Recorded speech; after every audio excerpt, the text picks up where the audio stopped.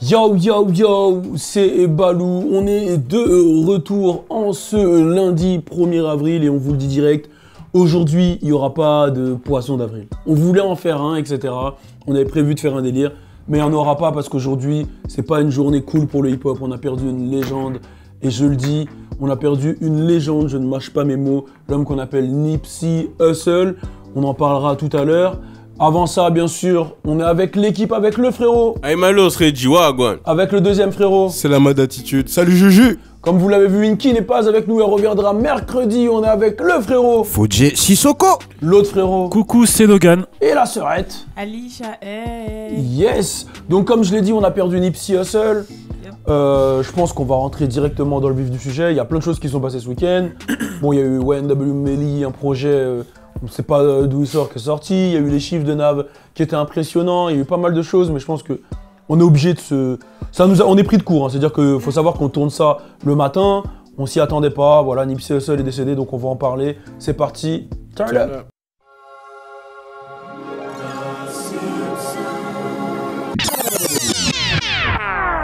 J'ai pas peur de perdre, j'ai pas peur de perdre. La Madrid m'a dit tu vas où? Je vais faire de l'oseille. Bon, alors on va parler de Nipsey Hussle, qui pour moi était, comme je l'ai dit, une légende de la West. Faut savoir que j'ai eu la chance de le rencontrer, j'avais fait une interview à l'époque à Génération, c'était en 2014-15 anyway. I wanted to teach you French, but you didn't want. So now you gotta teach me some cringe shit, bro. No, don't say I didn't want. You know, I need to learn the language. Yeah, no. Man, nah, you know, I don't know, man. Some Crenshaw shit. You might have to listen to that mailbox money or that Crenshaw. Listen to Crenshaw. Good answer. Listen to Crenshaw. You want some Crenshaw shit? Il est décédé de 6 balles dans... On sait pas exactement ça vient de qui, de quoi, mais il a été tiré dessus 6 fois, devant son magasin, à Crenshaw, dans son quartier, sachant que, voilà, juste avant, il faisait des photos avec des enfants, etc. Il était... Ça a toujours été un mec du peuple, en fait, un mec qui était là pour donner à sa communauté, construire. Je sais qu'il a un fish shop où, justement, on allait manger avec Rascal à l'époque dans son quartier. Il a toujours œuvré pour son quartier, il a toujours essayé de pousser le côté entreprenant, le côté, voilà, Hussle, il s'appelle Nipsey Hussle. Je me souviens qu'à l'époque, il avait expliqué un peu comment fonctionnait un peu le système de la musique avec les mixtapes, combien tu rapportais avec une mixtape, combien de streams tu gagnais sur Tidal, sur Apple Music, sur Spotify. Il avait dit aux gens qu'il fallait pousser Tidal parce que c'était la plateforme qui donnait le plus aux artistes. Je crois, si je dis pas de bêtises, tu gagnais genre peut-être 6-7 fois plus avec Tidal, tu vois. Sur, je crois, 1 million de streams, tu gagnais 10 000 balles sur Tidal ou un truc de genre, alors que sur Spotify, je sais plus, tu gagnais combien, 3-4 balles, c'était complètement, c'était ouf.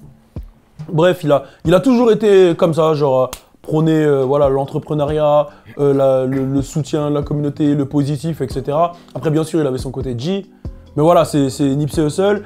Et il y a une théorie qui circule, on en parlait justement avec Alicia. Ouais, c'est Dr Sebi. Tu peux expliquer un peu rapidement pour... En gros, c'était un docteur qui s'appelait Dr Sebi qui venait du Honduras et qui en gros avait fait des travaux et qui avait trouvé, on sait pas, mais en gros la cure contre le sida et le cancer, je crois. Et il a été assassiné.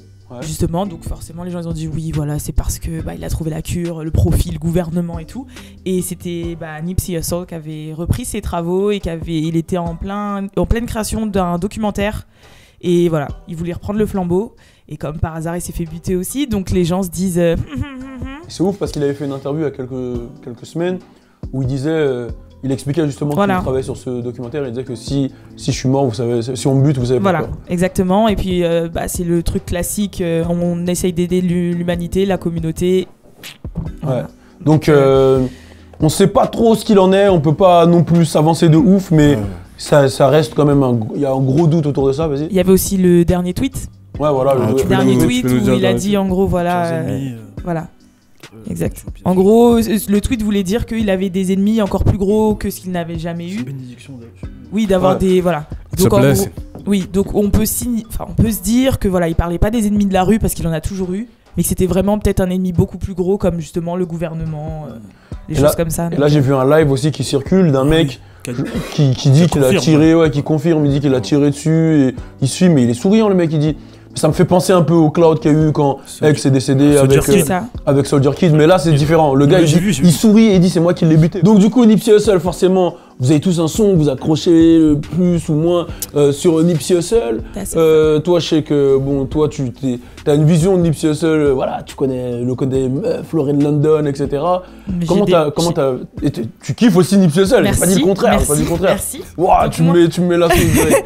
Non, donc moi déjà, j'ai vraiment beaucoup saigné son projet de 2014 Screen Show. Ouais. Et mes Très sons, chaud. ouais, voilà, c'est.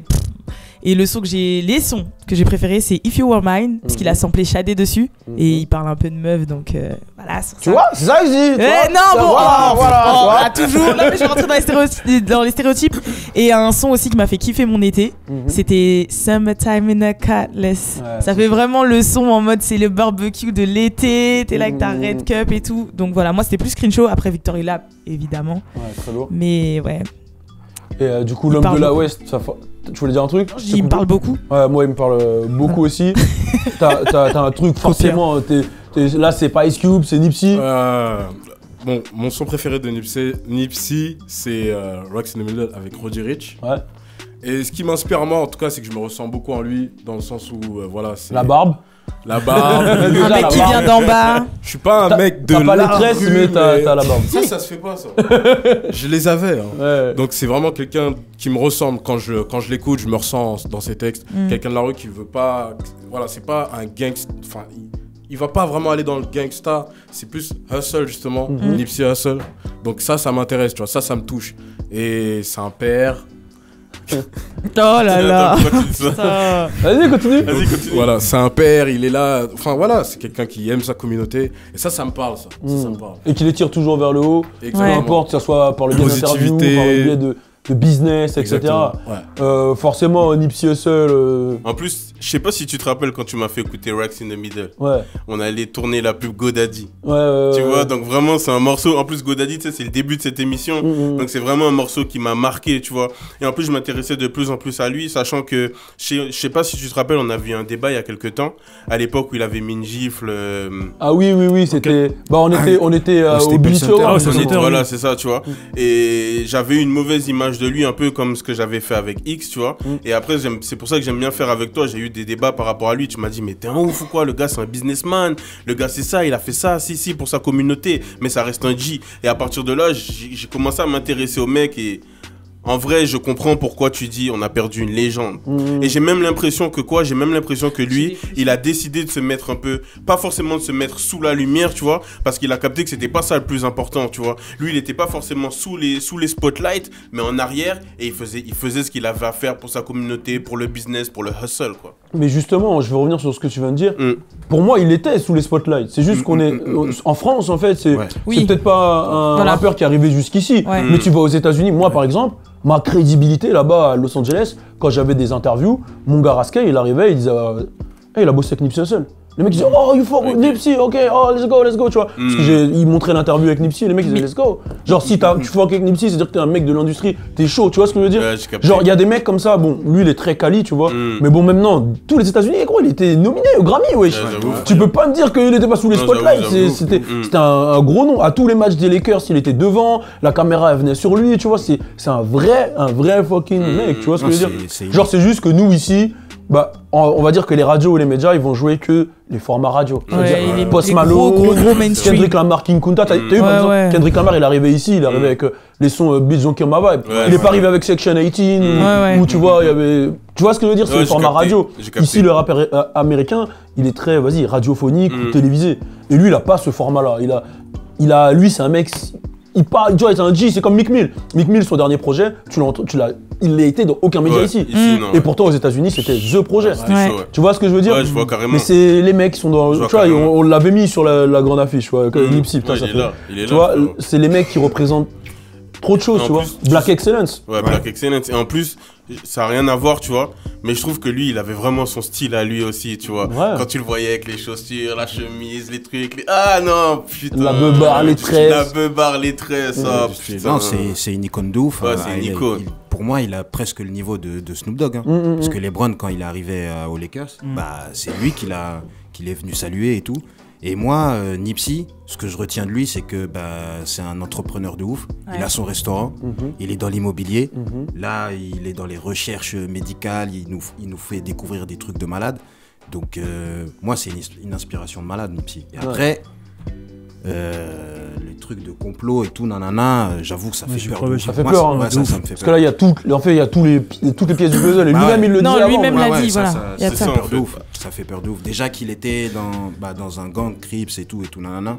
On sait pas si c'est vraiment ça ou si c'est le truc de complot. Donc ça peut venir de partout. Donc ça élargit encore le truc encore.